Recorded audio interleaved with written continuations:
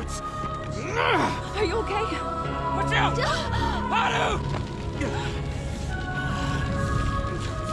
What are you? Some kind of a monster?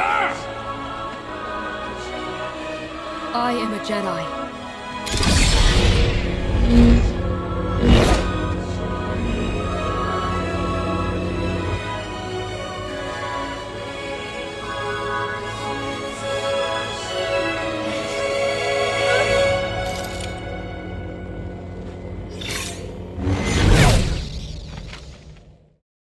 A few years back, when Star Wars Visions first dropped, I made a video about what I still consider the best episode of that anthology. But that video never saw the light of day because YouTube decided it should be blocked. Globally. 3 times. I mean, they say 3rd time's a charm, but I guess 3rd time and you still get blocked, or, you know. Anyway, every year that passed, I constantly considered remaking the video, but for numerous reasons it never happened. Well, now, with the announcement that there will be a sequel to this specific episode in Season 3 of Star Wars Visions later this month, I think it's the perfect time to finally remake this video so I can share with you guys just what exactly makes the Village Bride so beautiful.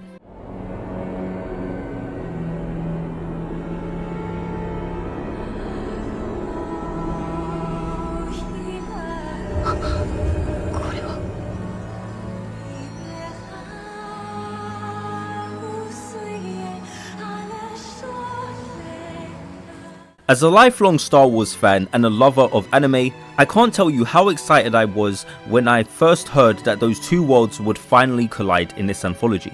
Honestly, it was something that, at the time, I felt like was long overdue. And I have to say, watching Star Wars in anime style with all those classic Japanese lines that all the weebs expect from anime, that by itself was worth it.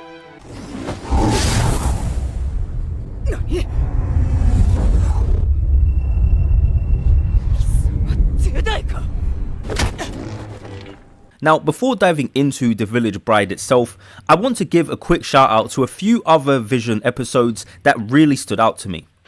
Episode 1, The Duel, immediately set the tone for what this anthology could be, a bold reimagining of Star Wars through a cultural lens, in this case the style of a black and white Canberra film with a striking splash of colour.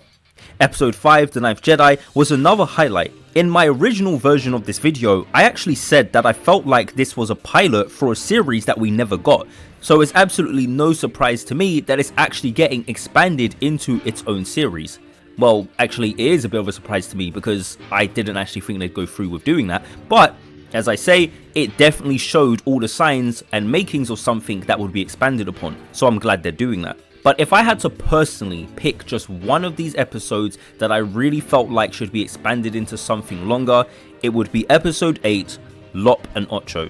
The world building and presentation of the setting just seemed really interesting to me, and coupled with this tragic conflict between sisters, that particular episode just left me wanting to see so much more. Now, while not every episode in Season 1 clicked with me as strongly as those ones, I still appreciated the range of animation styles and the artistry that was on display. And one of the best parts of Visions is that each short brings a distinct voice, showing us familiar elements of Star Wars through entirely different perspectives. That variety in itself keeps the series from feeling stale. But I will admit, as much as I did enjoy the anthology overall, there was a point where I kinda started noticing a pattern. By the time I hit the 3rd episode in Season 1, I found myself almost waiting for the same beats. The lightsaber reveal, and of course the inevitable ignition of said lightsaber, and usually some kind of lightsaber duel to cap it off, sometimes even a trusty droid companion thrown in for good measure. And don't get me wrong, those things are core to Star Wars, so it makes sense they'd appear, but after a few episodes, it started to feel a bit predictable. I could just see the saber reveal coming before it even happened, and I'm still convinced that they were given guidelines on what kind of specific Star Wars tropes they should include in each of their episodes, or something like that. Part of what makes The Village Bride so special is that it doesn't entirely break away from those tropes, but the way it presents those familiar elements feels entirely different. Everything in this episode is just so cohesive The lightsaber reveal isn't just spectacle, it's the culmination of character, culture, and theme all colliding at once. From the very first scene, we're introduced to a masked Jedi known only as F. That's literally her name here, F, which immediately carries a kind of mystery. Now to me, it also feels like a deliberate choice, as though she's abandoned whatever identity she once had in order to survive. And given her situation, that makes a lot of sense. The episode wastes no time establishing that F is living in the shadow of Order 66. We don't need an extended flashback to spell it out, just a single line of dialogue makes it clear. Don't worry, the Empire's eyes won't reach you here. With this one line, we know that she's a survivor, one of the very few Jedi still alive. And when we see that she's being plagued by fragmented visions of that tragedy, those brief glimpses are more than enough. We don't need the full scene. Most Star Wars fans already know what those memories mean, and the restraint here actually makes them stronger. Then there's Valko, the man who invited her to this planet. He's no Jedi, and he makes that quite clear when he dismisses her order's old code, but we learn that he once knew F's master somehow, and that connection is what earns her trust. He brings her to this isolated village not just as a guest, but with a purpose, hoping that in seeing the people's reverence for their world, F might find a reason to step out of hiding, if only for a moment. Very quickly, we see the contrast between these two. Valko is pragmatic, a little cynical about the Jedi way. F is cautious, almost reluctant to even engage with others. But both of them carry weight from the past, and both of them are drawn into the fate of this village. We're also introduced to the bride Haru and her groom Asu.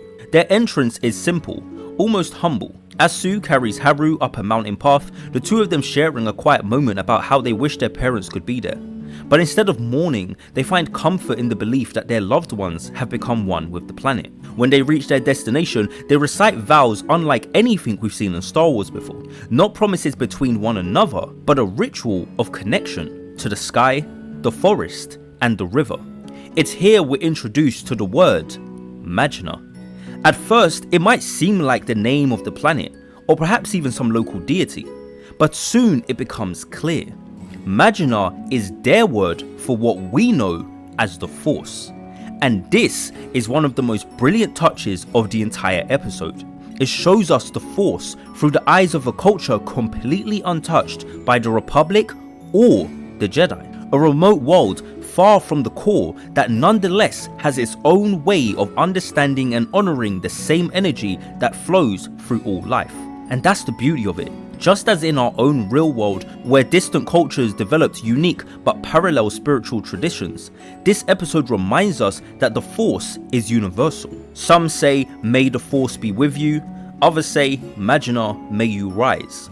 The words differ, but the meaning is the same. We are then shown that the harmony of the village is shattered when we learn the truth of their situation. Years earlier, the Separatists had occupied their world, stripping it for resources. When they withdrew, a new threat filled the vacuum, a band of raiders who reprogrammed old battle droids to enforce their will. With the village already left poor and vulnerable, the raiders demanded collateral, their chief.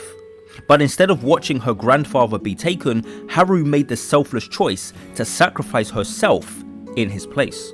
It's a familiar kind of oppression in Star Wars, isn't it? But what makes it so effective here is how grounded it feels. These aren't Sith Lords or Stormtroopers, they're just opportunists who are exploiting weakness where they found it. I would argue that that realism makes the villagers' plight a lot more human than what most Star Wars storylines on the screen had often showcased at the time when this episode first released. And within the village itself, we see another layer of conflict. Haru accepts her fate with quiet resolve, believing that giving herself up is the only way to protect her people. But her sister Saku refuses to accept that. To her, inaction is just another form of surrender. Now what's so fascinating is that both sisters believe in Magina, in the Force, but they interpret it differently. Haru sees it as a call to endure, to remain passive, to trust that harmony will return. But Saku sees it as a call to act, to resist, to wield the power of the world around them. That particular dichotomy might remind you of something very relevant to this franchise. Haru's pacifism mirrors the Jedi way, always searching for peace, often hesitant to fight, while Saku's fiery resolve echoes the path of those who believe power must be used, not hidden, which is a lot more akin to a grey Jedi, or even a Sith. What's really interesting about this is that it would have been very easy to make the villagers just one-dimensional and have them all cower in fear, but instead we're shown a clash of ideals within the same family, one that subtly mirrors the larger philosophical divide at the heart of Star Wars itself. And beyond that, this clash between siblings is a mirror that's held up to F also. Watching the sisters argue forces her to confront her own past, her own hesitation, and the teachings of an order that failed to prevent their own downfall. When Valko remarks that Saku reminds him of her, it seems it cuts deeper than even he knows, because F understands both perspectives, the desire to hold on to peace at all costs, and the burning need to act before everything is lost. Later, when meditating in the forest, she asks Haru what she thinks will happen if the raiders are stopped. Haru answers with quiet certainty resistance will only bring more danger, and so she accepts her own sacrifice as the only way forward. But for F, this acceptance triggers memories she can't escape, of a master she couldn't save. And that's the turning point. F realizes that if she continues to hide, to remain neutral, she'll simply be repeating the same mistake. So when the raiders come to claim Haru, this time F chooses differently. The cutting of her Padawan braid and removing her mask are symbolic gestures that reflect her shedding the shadow she's clung to since her youth, and choosing to finally step into the light once more.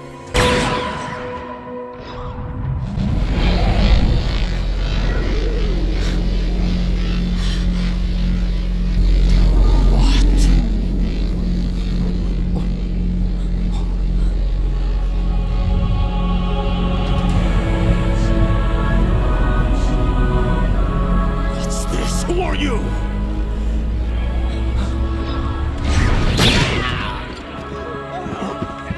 You can't change the river's flow by casting a stone.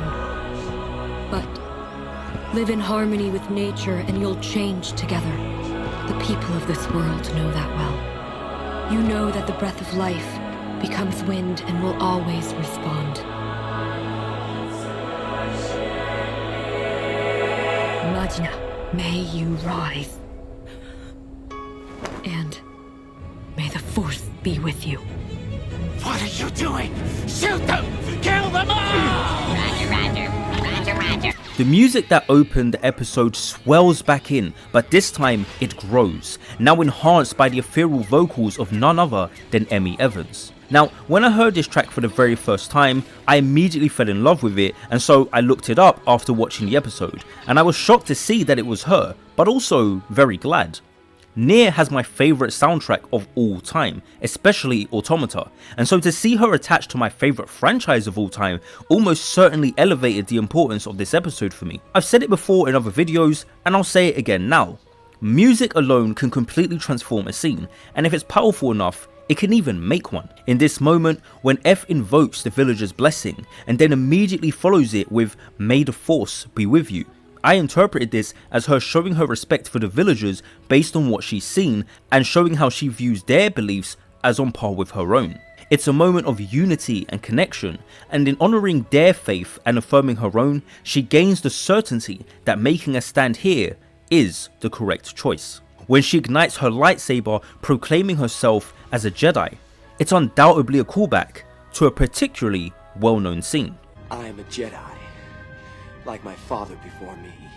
This climax was certainly powerful, and easily the highlight of the episode, but only because it was earned every step of the way with each and every detail building up to it. In just a short period, we were introduced to a cast of characters all with subtle meanings and depth, given a glimpse into the past to solidify the present, and then seen the setup of a conflict that will determine their future. And somehow, weaved in between it all, was a meditation on the Force itself. And the episode did all of this with restraint. Instead of drowning us in exposition, the writers trusted us to piece things together ourselves. The result is an episode that feels whole, cohesive, and profound. A story that respects its audience's intelligence and delivers one of the most memorable experiences in Visions. Studio Kinema Citrus delivered something remarkable here. They created an episode that in just 17 minutes manages to feel both refreshingly new and yet deeply faithful to the heart of this franchise. And that's why, even years later, as far as I'm concerned, as brief as it is, The Village Bride remains one of the most beautiful depictions of Star Wars ever created. This is a video that I wrote the script for in late December last year, shortly after my Nier analysis, but I'd been putting off making it for numerous reasons. I ended up watching Arcane shortly after in January, and after that video did so well, I mean, it literally obliterated everything else I've ever uploaded, I was encouraged to make more videos similar to the Arcane video, but I was also a bit discouraged too. I knew why the Arcane video did well, and I knew that not every other video essay I'd do would likely do as well in the same space of time, if at all. But Star Wars has always been a massive part of my life, and I've always wanted to make a video like this about something in the franchise. So despite the fact I was apprehensive about making this video, I decided that I'd just make it and drop it on May 4th because, well, you know, it's Star Wars Day. And whilst I'd love to do a video talking about other things in Star Wars and what they mean to me, that's a video that can come later. This is one of those videos I don't expect to do that great, but despite that, I'm doing it all the same. I can't say for certain how frequently I'll do videos like this or how much more Star Wars topics I'll cover, but I hope you enjoyed this video all the same. Thank you very much for watching. My name is Next Gen Novelist, and may the 4th be with you.